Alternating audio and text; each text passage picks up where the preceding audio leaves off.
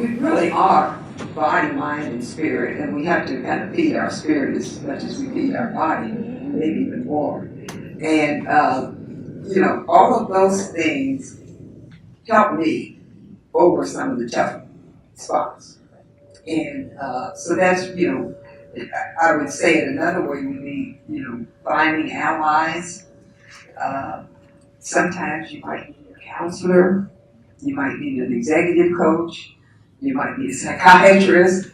I've done therapy, I've done it all. But I think, you come through it. Did I answer your question? Yeah. Okay. And she have a lot about self-help in her book, and she talks about how some of her colleagues had a little bit more difficulty than she wrangled in her own situations. So I have to read the book. Yes. Additional questions before I ask my next one?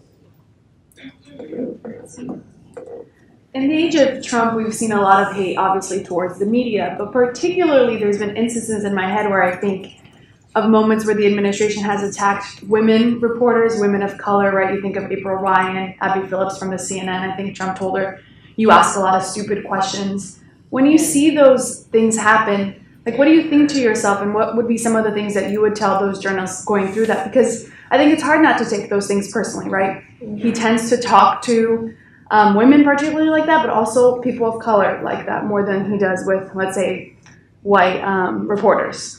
Oh, other than that guy from CNN. That's a very good question. First of all, it makes me furious when those women are treated that way, and especially women of color. It seems to be, his pattern. But it's like, what do you do with the anger? And in April Ryan's case, she has continued to ask questions, to come back day after day. She's hired security for her home because, there have been issues. And this is more than one should have to bear. But I think the important thing also to remember is how destructive it is those kind of things are to the large democracy. And it's as though there's no understanding of that. And so, I don't think that's going to change. It's part of what is polarizing the country right now. But I think, we have to keep fighting it. We have to keep speaking out against it. And, we have to keep pushing to make, the news as strong as we can, in spite of. And I guess because, probably like many of you, I've been through so many difficult things in my life, and it came out on the other side alive, that I feel that this too will pass. But how it's going to pass and what it's going to pass into, a lot I think is going to just depend on how we can do what we know needs to be done. And one of those things, as I said, is having more cross conversations across race, and trying to understand what's going on in the minds of people, not people who, continually bash journalists and continually call them names and, are rude and that's not conversation. That is another whole name. But I think what we can do is to, in trying to understand what's going on, seek those ways to find clarity about what's going on. There are a lot of interesting books out now where people are talking about, what is really going on, where they're, examining issues of anti-blackness, where that came from, how that has been a part of the DNA of America, how so many policies support that. And so, there's a lot of understanding we still need.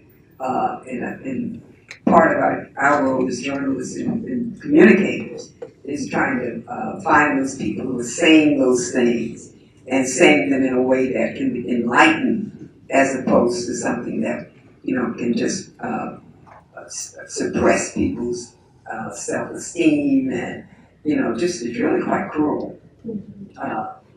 So.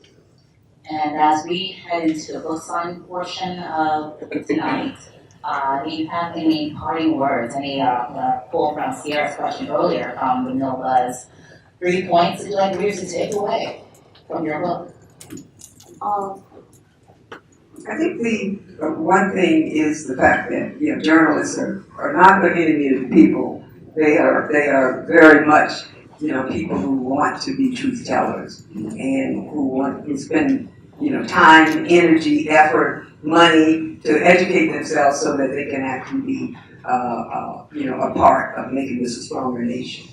I guess the second thing would be to just bring some greater understanding of the price that so many people paid for the life that you now have. This was not something that you earned, but it's something that I think comes from just as a matter of being human, And I think the third thing would be to take away just the facts of how much African Americans have contributed to this country, and to not be afraid of the African American voice, and not be afraid of African American creativity. That African Americans have just contributed so much to the country, and I think there's a great, deep desire to make the country succeed and to keep growing in a positive way. On an inspirational note, thank you.